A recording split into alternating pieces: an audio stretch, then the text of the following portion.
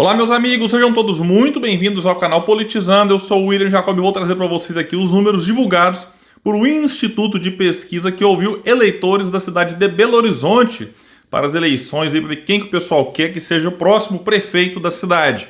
Então trarei aqui, tá uma bagunça lá, um cenário realmente, tá tudo embolado, baseado no que esse instituto, que pode trazer aí coisas diferentes de outros, porque pesquisa do Brasil tem dado resultados às vezes diferentes, mas eu vou trazer de um aqui e aí cada um tira a conclusão, enfim, acredita ou não. Vou deixar link para quem quiser pesquisar depois. E a Polícia Federal corre para concluir alguns inquéritos envolvendo o Bolsonaro antes do período eleitoral. Vamos falar sobre tudo isso, mas antes quero pedir a sua ajuda. Chegou no canal, viu que não está inscrito? Se puder se inscreva, ativa o sininho das notificações. Se gostar do vídeo, mas só se gostar, joinha pra cima, se não gostar, joinha pra baixo, comenta, compartilha, espalha. Vamos trazer mais pessoas pra cá, porque aqui nós lutamos por um Brasil melhor. Pessoal, vou trazer aqui dados de uma pesquisa que, infelizmente, já é a segunda vez que eu trago dados aqui, que a gente pesquisa, vai no Google, vai aqui, vai ali, e não acha maiores detalhes. Então vou trazer, vou deixar o link, porque ela foi divulgada aqui com exclusividade para o site da revista Exame. E aí esse site tem a exclusividade até o momento, não traz muitos detalhes, então francamente, meio que deixa a desejar realmente, mas eu acho importante porque eu tenho trazido aqui de Rio de Janeiro, São Paulo, trouxe Fortaleza e vou pegar BH, que é uma das capitais mais importantes do país. A pesquisa foi feita pelas 100% Cidades em parceria com a Futura Inteligência, ouviu 1.000 pessoas, vejam só, foi divulgado essa semana, mas o levantamento foi entre os dias 5 e 9 de abril e tem margem de erro de 3,1. Então, William, por que você traz uma coisa que foi divulgada essa semana, quase 2 meses defasado? Eu estou trazendo para a gente ver como é que estava em abril. Então, como é que vai estar agora? Vamos ter que esperar sair uma outra pesquisa. Essa aqui é a mais recente até o momento que eu gravo para Belo Horizonte. No cenário estimulado, quando o Instituto mostra os nomes para o entrevistado, quem lidera é o bolsonarista roxo Bruno Engler, que é do PL, aliado de Nicolas Ferreira. O Nicolas não deve disputar a prefeitura, deve apoiar o Bruno Engler, que é o candidato do PL e do Bolsonaro. Ele aparece com 14,8% das intenções de voto. Em segundo vem o senador Carlos Viana, do Podemos, com 14,2%. Então estão tecnicamente empatados e quase empatados numericamente. O João Leite, do PSDB, aparece com 10,9%, Rogério Correia 10,5%, Rogério Correia do PT. Duda Salabert, que é do PDT, 9,3%, e o Fouad Noman, que é do PSD e é o atual prefeito, tudo indica, a gente não sabe, ele está muito mal avaliado, mas tem o direito de disputar a reeleição, ele aparece com 8,8%. Pessoal, aqui é o seguinte, do primeiro ao sexto são 6 pontos de diferença, a margem de erro de 3,1 para mais ou para menos, então até no intervalo de 6,2 dá para considerar empate dentro da margem de erro, tecnicamente empatados. Então, do primeiro ao sexto, todos empatados tecnicamente. Numericamente, com Bruno Engler à frente. Então, realmente, está tudo embolado por lá.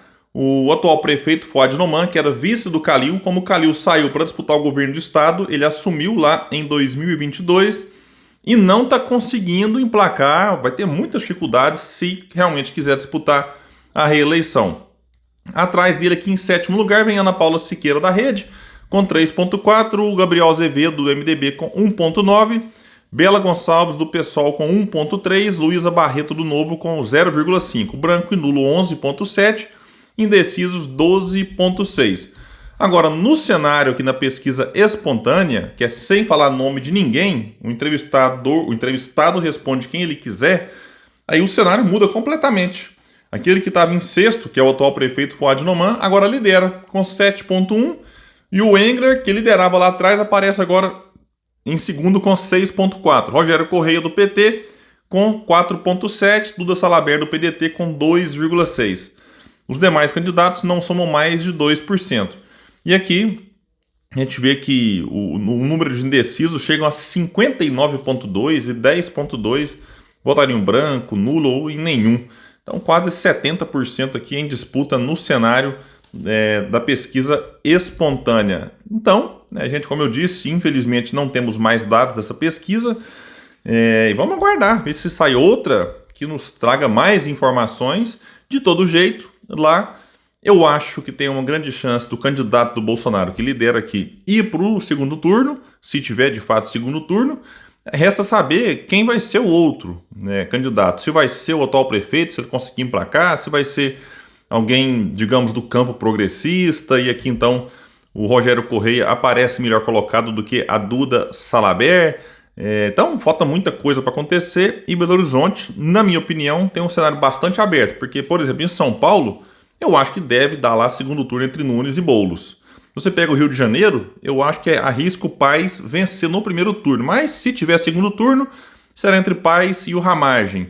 Mas aqui em Belo Horizonte, baseado nesse levantamento, está totalmente em aberto, seja a indefinição de quem vai pro segundo turno ou, né, de quem vai vencer as eleições. Eu digo que eu acho que o Bruno Engler, infelizmente, vai pro segundo turno porque ele lidera em todas as pesquisas que eu vi, ele está liderando. E lá, Nicolas Ferreira, goste-se ou não, eu particularmente não gosto, mas ele teve muitos votos em Belo Horizonte e acaba sendo um cabo eleitoral importante para tentar levar um nome para o segundo turno, e o outro acaba dividindo e fragmentando quem vai ser o candidato do Lula. O atual prefeito vai ter o apoio do Lula? Certamente não vai, porque o PT deve ter candidato lá. PT que não deve apoiar a Duda Salabert. Então, se é que ela vai ser candidata mesmo, ou se o PDT vai entrar numa outra coligação, então tem várias indefinições, inclusive sobre quem de fato vai ser candidato por lá. Pessoal, é o seguinte, eu tenho falado aqui no canal que tem algumas investigações ganhando alguma celeridade naquilo que envolve Bolsonaro. Ele é investigado em várias e várias frentes. Então, agora disse aqui uma matéria, que eu vou deixar link para vocês no comentário fixo, que existe assim um interesse em dar uma acelerada nas investigações, né, para não ficar nessa coisa no período eleitoral, para alegar perseguição, e isso de alguma forma acabar beneficiando o Bolsonaro. Aqui vai dizer que a Polícia Federal corre contra o tempo para concluir os inquéritos que investigam supostos crimes praticados pelo ex-presidente Jair Bolsonaro. Com o fim das diligências, a intenção dos investigadores é encaminhar à PGR os relatórios dos casos ainda no próximo mês, antes, portanto, das eleições municipais. Isso porque a PGR, caso a conclusão seja por denunciar Bolsonaro, não deverá apresentar as peças no segundo semestre, para evitar acusações de tentativa de influenciar no pleito. Então essa matéria aqui é de maio, então tudo indica que agora em junho nós já teremos aí um avanço importante para não entrar para o segundo semestre próximo ali das eleições. Aqui vai dizer que o Bolsonaro é alvo de pelo menos 5 inquéritos que tramitam no STF, um dos principais, o das milícias digitais, engloba diversas frentes. Além da apuração sobre a suposta tentativa de golpe de Estado, diz a matéria que são investigadas uma possível fraude no cartão de vacinação contra a Covid e a suspeita de venda e recompra de joias recebidas em viagens oficiais. Aqui vai lembrar que esse inquérito foi aberto em julho de 2021 para investigar a produção e a disseminação de conteúdos que atacam as instituições democráticas nas redes sociais. Só que em março, o ministro Moraes, do STF, atendendo a um pedido da Polícia Federal, prorrogou pela 10ª vez o prazo de sua conclusão por mais 6 meses. Aqui eu faço uma pausa. Esse aqui ele é chamado por muitos o inquérito do fim do mundo. Por quê? Ele começou lá em 2021 e tinha prazo para terminar. Só que aí vai prorrogando. Nesse caso, assim, e não é uma decisão unilateral do Moraes. Aqui, como foi dito, a PF pediu para prorrogar, o Moraes vai lá, que é o relator, e atende o pedido da Polícia Federal. Então vamos separar bem as coisas. Agora, o que muitos criticam, e quando eu falo muitos, não é só bolsonarista não, né? Eu assisti a entrevista do ex-ministro do STF, o Marco Aurélio, ele criticando esse inquérito, do tipo assim, olha, vai acabar quando? Ah, mas é porque não terminou, então peraí. Aí pegaram já cartão de vacinação, aí eles arrumam lá um argumento e jogam junto com isso aqui, aí pegaram agora essa coisa da venda de joia e recompra, jogaram como se fosse assim, o inquérito vai tendo os seus tentáculos em várias outras frentes, e fica um negócio, um monstrengo. Qual que é meu medo? É de daqui a pouco alguém alegar, apontar e eventualmente ter razão de que teve alguma coisa do devido processo legal desrespeitada. E aí, lá na frente, o Bolsonaro e outros posarem de santos sem serem. Então esse é o ponto. Não adianta a gente torcer pela condenação, ficar feliz com tudo que acontece contra o Bolsonaro, mas se a coisa não for feita da forma correta, pode dar a ele o argumento que ele mais quer, que é o de perseguido. Então tem que tomar cuidado. Esse inquérito aqui, na minha opinião, né, tá realmente dando muitas brechas para críticas, né, de quem não tem nada de santo, mas que se aproveita de alguma coisinha ali para tentar posar como se fosse um. E aí a gente tem que ficar bastante atento. A matéria é bastante longa. Eu vou deixar o link para quem quiser averiguar. De todo jeito, pessoal, O Bolsonaro tá tão encrencado que por mais que consiga dizer que num ponto ali teve algo de errado, então vamos anular aquilo, ele tá, enfim, encrencado em várias frentes. Por exemplo, o TSE já o condenou em 2 ações. E são 2 que eu acho difícil ele derrubar. Mas mesmo que consiga numa, tem a outra. E tem mais 16 na fila. Então é alguém que, enfim, eu acredito que ele não estará elegível para 2026, só em 2030.